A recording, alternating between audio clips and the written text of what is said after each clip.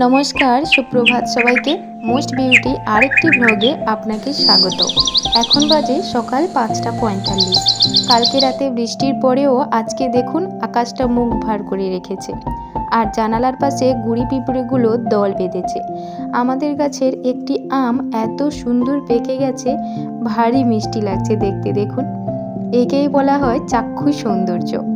বাসি ঘরের সমস্ত কাজ সেরে ফ্রেশ হয়ে চা বিস্কুট খেলাম। কালকে রাতে বোন বলল যে দুধ সাবু খাবে, তাই ফুটতে দিয়ে আমি আমার ঘরে ফোন নিয়ে ফোনে ক্লাস করছিলাম। নাকে পোড়া গন্ধ আসতেই দেখি পুড়ে ছাই হয়ে গেছে। তারপর সার, বালি, ছাই, খড় সব কিছু দিয়ে সকালে ঘষতে থাকছি, কিন্তু এখনও অল্প অল্প থেকে গেছে। যদি তোমাদের কাছে কোনো সমাধান থাকে তো আমাকে অবশ্যই কমেন্টে জানিও, অনেকটা উপকৃত হব আমি। ধন্যবাদ।